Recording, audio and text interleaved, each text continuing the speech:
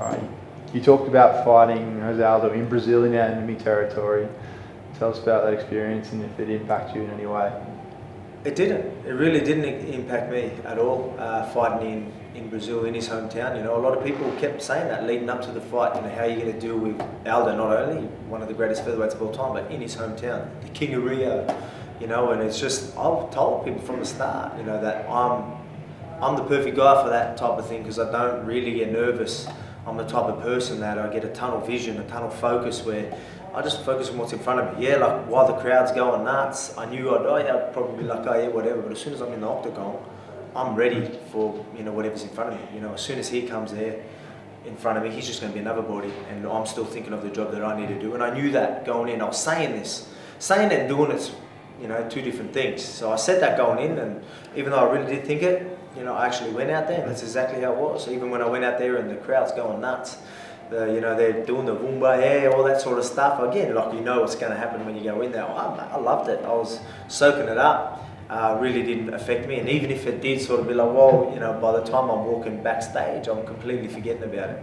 You know, while I'm, like I said, again, while I've got these things happening, you know, even if there was, say, a scuffle with him on stage or something, you take me back to the hotel and hit pads. I'm 100% focused on the pads. I completely forget.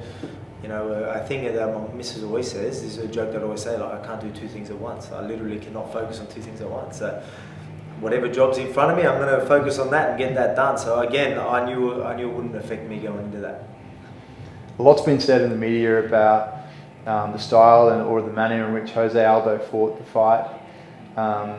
Was there a strategy in mind that you implemented that made Jose Aldo fight a certain way, or, you know, are you going to take it from him and his own words himself, saying that, you know, he didn't fight the way he wanted to fight, he let people down? Mm-hmm. You know, what's your take on Jose Aldo and what he brought to that fight? Well, what I was saying before this fight as well, not only the nerves ain't going to affect me, but, you know, Aldo, again, he's a legend, but the game's evolved. I'm going to throw things at him that he hasn't dealt with. A lot of people were saying, what about the leg kicks? What about this?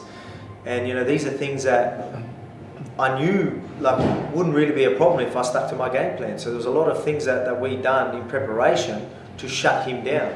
And that's exactly what you say. Like, you know, people that know the game can know why a lot of my movements, a lot of my feints and all that sort of stuff, it wasn't just me just moving for the sake of it. It was all calculated.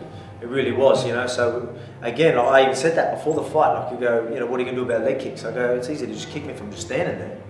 You know what I mean? But, you know, we're going to have him worried about what I'm doing. I'm going to have to always make him adjust. And that's one thing that I really, you know, obviously I won't go too deep into my skill set, but at the same time, Aldo, things that we knew Aldo would do, and what he's always done so good, he's been the best in his time because of these reasons. Very well trained, adjusting, you know, he's the type of person who's always in the perfect position, always in a very good position where he can counter, very powerful.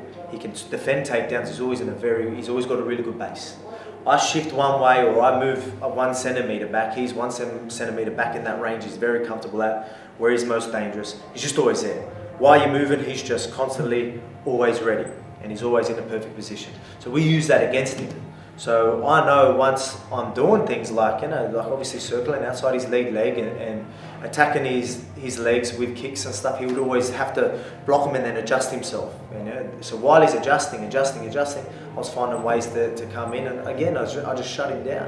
Again, I don't want to give too much away, but a lot of these movements were calculated. You know, these are in preparations. These are things that we knew going in. You know, again, like even with his slips, he's a very good counter fighter. He's always, you know, if I throw a basic 1-2s with, you know, no real setups and just very basic, he'll slip 2-3 big leg kicks like he done to most of people in his career, and he was the best at it. But again, the game's evolved. I threw a couple of things, I changed things up on him that I knew that we would throw him off. And this is how deep it sort of goes. Like, we even backstage, just before we went out, this is where I sort of really realised that I've got Aldo doing exactly what I want, and there was a confidence there where I was like, far out, you know, you're doing whatever I want you to do. Where we're backstage, and then, you know, I was warming up, and Brad was just talking to me, and he's like, all right, we're gonna, you know, fake it, do a little level change, like sort of a little tap at the knee and get back out of range. We're gonna draw a knee out of him, and we'll get a big knee, get a reaction like that, just to throw him off, you know, just another thing to just keep him guessing. And so we're doing this, and then I remember doing a little level change, and I seen him wanting to pull the trigger. So I'm like, all right, let's do this now. So I do a level change, sort of touch his knee, and I move right back out, and there it is. He throws a knee, and like it realizes it wasn't there. And you see a big, like you can literally play back the tape, and you see me just sort of smile at him as I'm still moving. You hear, Brad in the background laughing because we literally just practiced this. We were just talking about this 5 minutes before, 10 minutes before. So it was just, and that's when I just really, you see me smile, not to be a smart ass, but to be like, man, Aldo, you're doing exactly what I want you to do. I thought he was going to get a little bit more desperate. Like I said, he'd done exactly what I wanted him to do till the end. So I really thought that things, he would have realised, oh, this isn't going my way, and just start getting desperate, just throwing things, and that's where I would have caught him. That's where the big opportunities were me. I thought he would take some risks, but he just wouldn't. Even when we're on the wall, he's behind, I'm bashing his legs. He's so worried about me improving my position, holding onto that whizzer really high, waiting for me. He knows that I want to break and throw punches, reshoot, or go leg trips. He just would not give me nothing and just stayed there. And it was just, again, like he's very good at these sorts of things, and he knows what he's doing. He's very well trained, but he's sort of again, I used these things against him, and I thought he would show a bit more urgency towards the end, get a little bit more desperate, and that's when you would have seen the finish. But again, he done exactly what I want. Well game plan. No one's ever shut him down like that. People, like you said, like some people will be like, oh, what happened to Aldo? But I mean, there's levels to this game, and these are things that, again, we said going in that this was going to happen. You do have some analysts out there, and obviously people that know the game come up to me and go, far out, what a fight, and they know exactly the things that I was doing and how effective it was, and they've seen it. So they're like, great fight. People absolutely love it, love the technique, you know what I mean? And there was, again, it was very high level, and a lot of people seen that, but again, some people might not, but there you go, I'll explain a bit for you.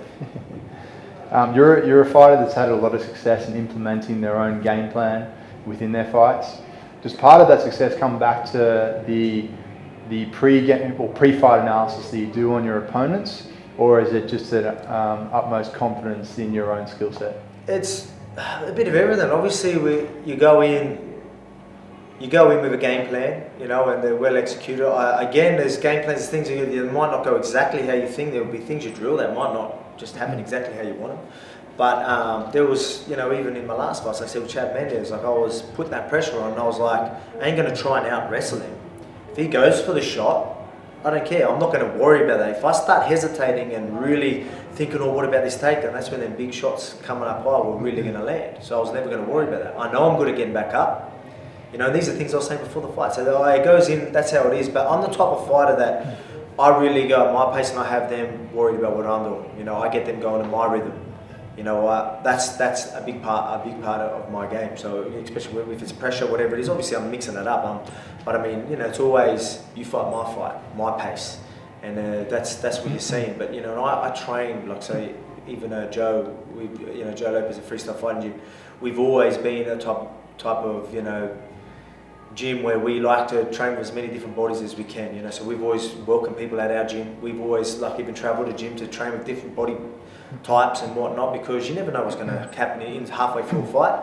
And I'm very good at adjusting, and I can thank that type of training for it. You know what I mean? You put something in front of me, a minute, it might take me a minute to get you going on my rhythm and work you out, but I always eventually work you out. Whether, again, a lot of people thought I was just a grappler, just a wrestler, but I mean, I can work you around, I can beat you anywhere, and I can get you going on my thing, and it doesn't take me long to, calculate these things in my head and really sort of run with my game plan, and that's what you're saying. And I believe that I'll do that to anyone, even to these guys right at the top. You know what I mean? Like, there's obviously my goal is to take that belt, and I see the same thing happening with Max Holloway. So fast forward past Brazil, you've got Max Holloway and Frankie Edgar fighting in Edmonton at the end of July. Give us your take on that fight, and talk to us about the lost opportunity, which was fighting for that belt sooner rather than later. But give us your take on that fight, and how you think the outcome might play out. Yeah, obviously it was a bit devastated when I first got the news about Frankie getting that fight with Max Holloway.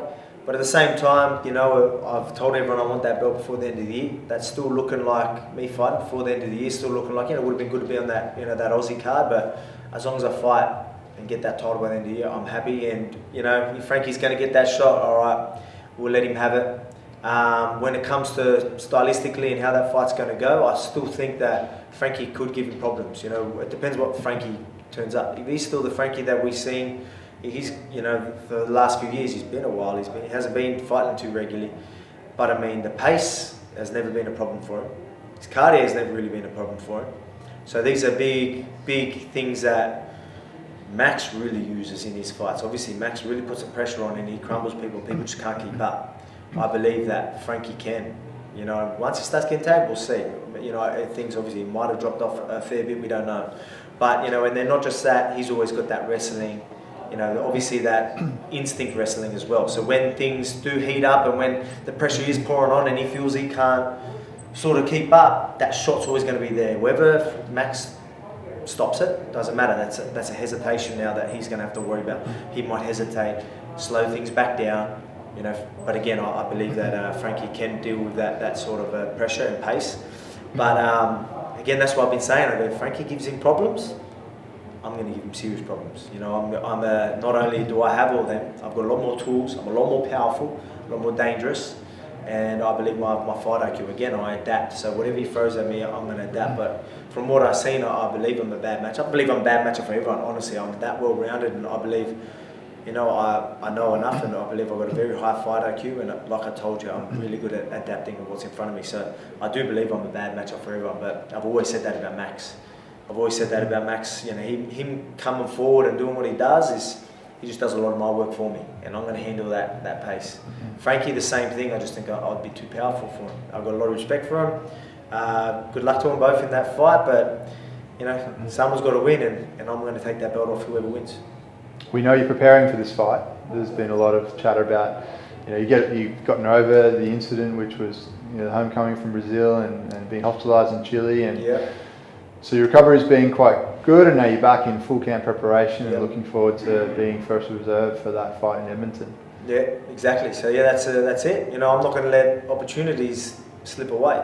So obviously one opportunity was gone, and I'm always fit all year round. You know, again, my body's good, my ankles are perfectly fine now. So I like to stay fight fit pretty much all year round. But I'm going to be in prep. I'm going to even game plan for both guys. Again, I don't care, because I get people going to my rhythm and I adapt really well. So, you know, people be like, oh, wouldn't you want more time to prepare for that one person? It's like, if anyone's going to be good in this position, it's going to be me. And I'll be fight fit, I'll be on weight, ready, I'll be ringside. So if someone's injured, I'm taking that opportunity. And, you know, and then not just that, if I don't, I'm there ringside keeping a close eye and letting everyone know that I'm here, I'm waiting for that belt. Fast forward to past that fight, the winner has already been crowned, you know who you're fighting. What's it going to mean to you to be able to fight for the UFC featherweight belt on home soil? Mate, it's unbelievable. It's just, it's incredible. You know, this journey is just, this is what I want. You know, I mean, I want to look after my family. To do so, I've always said, you know, be champion. You've got to be successful. You know, and you know, it'll just mean everything. Fight in Australia as well. If I could fight in Australia on that big card, you know what I mean? You know, it's just, not only will be unreal for us here in Australia and, you know, this part of the world, but, you know, it's just a great card to be on. You know, sell out a big stadium like that, you know, just be an unreal opportunity. And again, like these good opportunities just get getting better and better and better. So, you know, if we know who's fighting and then I'm fighting them later this year, that'll just be great. And I can't wait again. I've told everyone I'm going to be a champ by the end of 2019. Last one. What sort of legacy are you trying to leave in mixed martial arts and with the UFC? It's funny, when people talk about legacy, I've never been the type to be like, oh, I'm doing this for my legacy and this and that. But at the end of the day, it all ties in with each other. Like, oh, I want to be successful, I need to win. You know, if I don't win, I don't make that money. You know, again, and I want to be successful, and to do so, you need to win. You lose, that's 4 steps back. And, you know, I want to move forward as quick as I can. So I'm taking out legends of the sport. So I haven't been thinking to myself, yeah, I want to fight this guy for my legacy. I'm doing it to put myself in a better position, and it just obviously all ties in together. And I am building a pretty good legacy right now. You know, I've took out Chad Mendes, a legend of our featherweight division. Aldo, the GOAT, you know, featherweight division. You know what I mean? And I'm planning on, you know, if Max wins, that's Max. Another, you know, they say GOAT, greatest featherweight. You know, they're both, you know, who is it? I go out and take 3 guys like that. and be the champ, then all of a sudden you're all the greatest featherweight of all time. You know what I mean? And you know, that's a lot of opportunities. That's a lot of open doors for me. And you know, that's again. So now it is becoming. Oh yeah, look at this legacy that you know. Now it is becoming a part of my thoughts. You know, so I really do want Max to win because of that. I want Max to win because I know that'll just show everyone that I'm the best. So you know, he's still in his prime. People can't take that away from me once I take him out. He'll be in his prime. I'll get that belt. I'll be champ before the end of the year.